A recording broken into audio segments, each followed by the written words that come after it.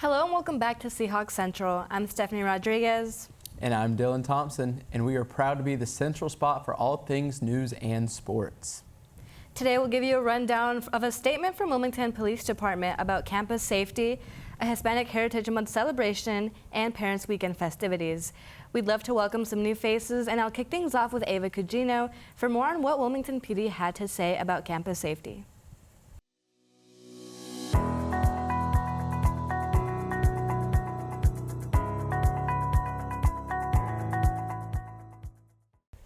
Thank you, Stephanie. Following recent incidents on campus, including the gunman threat that sent students on campus into lockdown, the university is tightening security measures. In response, campus police have added more visible patrol units and are working in cooperation with the Wilmington Police Department to reassure students of their safety on campus. We decided to reach out to the Wilmington Police Department and heard from Lieutenant Gregory Willett about their involvement in the increased security efforts. WPD was asked earlier this week for assistance in providing extra law enforcement personnel to augment campus police and enhance police presence on campus. This was in response to the recent incident that triggered the lockdown. WPD will always assist our partner agencies in improving public safety. Local law enforcement's #1 goal is preserving life and protecting the public, and we are glad to assist UNCW campus police when we are called upon. According to the Incident Response FAQ on the university's website, UNCW education departments may also schedule in-person active attacker preparedness training from UNCW police. In addition to this, an investigation is ongoing with the State Bureau of Investigation and the Federal Bureau of Investigation to uncover the online threat responsible for recent disruptions affecting our institution and others. Students who feel unsafe or in need of emotional support are encouraged to reach out to the Dean of Students, counseling services, care, or other resources. University leaders say safety will remain a top priority as the investigation continues.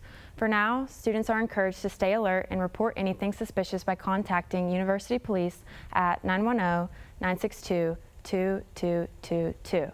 Now, back to Stephanie, who has more on how UNCW is celebrating Hispanic Heritage Month. Thank you, Ava. September 15th marked the beginning of Hispanic Heritage Month, and to kick things off, Centro Hispano hosted its 20th anniversary of the Herencia Latin Fest. Herencia Latin Fest was more than a celebration. It was a chance for the campus community to come together, feel seen, and build connections. The event showcased vibrant traditions from diverse cultures of the Latinx and Hispanic communities. Students, faculty, and staff members were all invited to enjoy the festivities, and we had the opportunity to hear from Mayor Bill Saffo, who was in attendance, to read the official Hispanic Heritage Month proclamation. Whereas National Hispanic Heritage Month was established nationally in 1988 to honor the culture, the history, and achievements of Hispanic people, and continues to grow and be dedicated to acknowledging the contributions that 26 plus Latino nations made to America. And whereas recognizing that each of these nations are individuals and the Hispanic/Latino community is a broad coalition of peoples, languages, traditions, cultures, and values, and these peoples and community have faced and fought through discrimination and inequality. And whereas we recognize and honor the many ways that Hispanic community enriches the lives of all in Wilmington, and we rededicate ourselves to addressing the lack of equal access to opportunity that many still face. Students were encouraged to represent their roots with different jerseys or colors of their flags. But the fun doesn't end there. From September 15th through October 15th, Centro Hispano will hold a variety of events, including group fitness classes that fuse the empowering beats of Latin music from artists like Bad Bunny, Karol G, and Daddy Yankee, with fitness like Pilates, cycling, yoga, and kickboxing, giving students a chance to build strength and celebrate culture. If you want to learn more about the group fitness classes or stay up to date with Hispanic Heritage Month events, check out their Instagram at UNCW Centro Hispano. Now let's head over to Caroline for more on Parents Weekend. Thanks, Stephanie. This past weekend, UNCW hosted Parents Weekend. Despite the university closely monitoring tropical weather conditions in the Atlantic, thousands of families gathered in the port city to pack their schedule with activities on and off campus. On campus, UNCW held a legacy pinning ceremony for multi-generational Seahawk families. And parents and students were encouraged to attend sports games, including matches for the men's soccer game or the women's volleyball game. But the fun wasn't confined to campus. There were also plenty of off-campus events with scenic views like Cape Fear Riverboat sightseeing cruise, or more adrenaline-pumping events such as axe throwing or ghost tours of historic downtown Wilmington. The university also held a family forum, giving parents a direct line to ask questions to campus leaders, including Chancellor Valetti, Vice Chancellor for Student Affairs Christine Reed Davis, and Police Chief Brinkley. Rain or shine, this weekend was a great success for the Seahawks. Thanks, Caroline. Dylan, what's new with sports? I'm glad you asked, Stephanie. Another new semester means a fresh start for our UNCW sports and athletics as we look to see what's in store for yet another successful year of the Teal dominating all around. But before we kick off what the Seahawks are doing in the fall semester with soccer and tennis, let's travel back to the spring to recap those events of UNCW baseball and softball.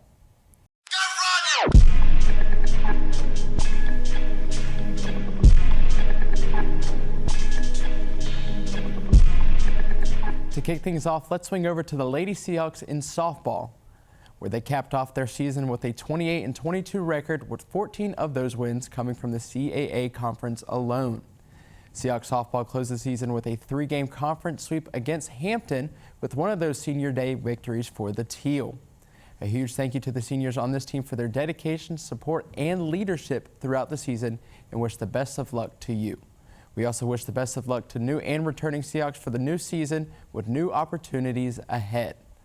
Flying over to a different nest on that diamond, we recap the 2025 Seahawk baseball team. The Diamond Hawks finished their season with a 34-24 record with an impressive 19 wins in CAA conference play. The Seahawks fell just short of another NCAA tournament appearance by falling just short to nationally ranked Northeastern. The Seahawks season didn't go unrecognized with a few key attributes to tally on for their season. A CAA record 39th CAA tournament appearance, 5 players selected for honorable mention or better in the CAA, 2 All-American pitchers, and an impressive 5 Seahawks selected in the recent MLB draft.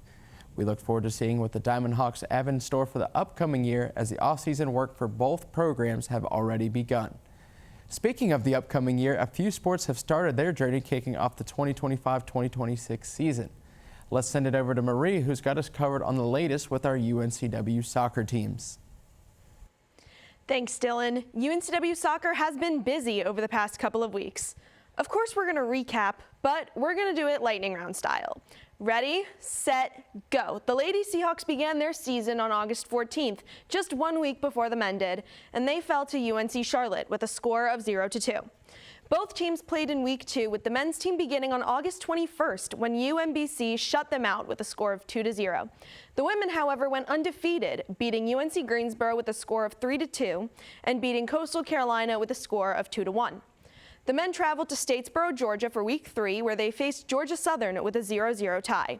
The women went 0-1-1, where they fell to ranked Ohio State with a score of 0-1 and tied with the ECU Pirates with a 1-1 final. Week 6 was where the men's team entered the win column with Olivia's game against William & Mary and won 5-0. It was the team's first win and first shutout of the season.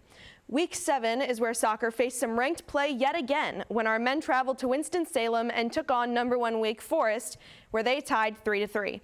They soared home and beat Charleston with a score of 4-2, along with the women capturing a victory against Monmouth in New Jersey with a score of 1-0.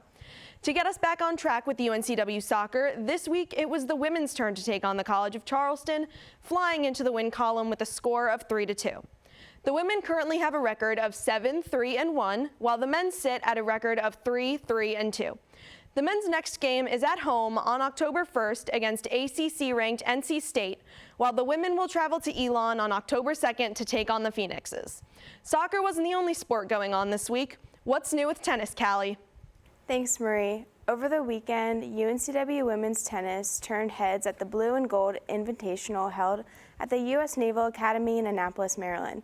Seniors Alif A. and Ida A. claimed the Flight A doubles title after a clutch 7-6 win in the final, while Gabby Glickstein and Sophia Catino captured the Flight C doubles crown with 2 straight 6-0 victories in their semifinal and final rounds. On the singles side, Sophia Catino made a strong run to the Flight D final, going 3-1 over the weekend. Freshman Simai K also reached the Flight A singles semifinals.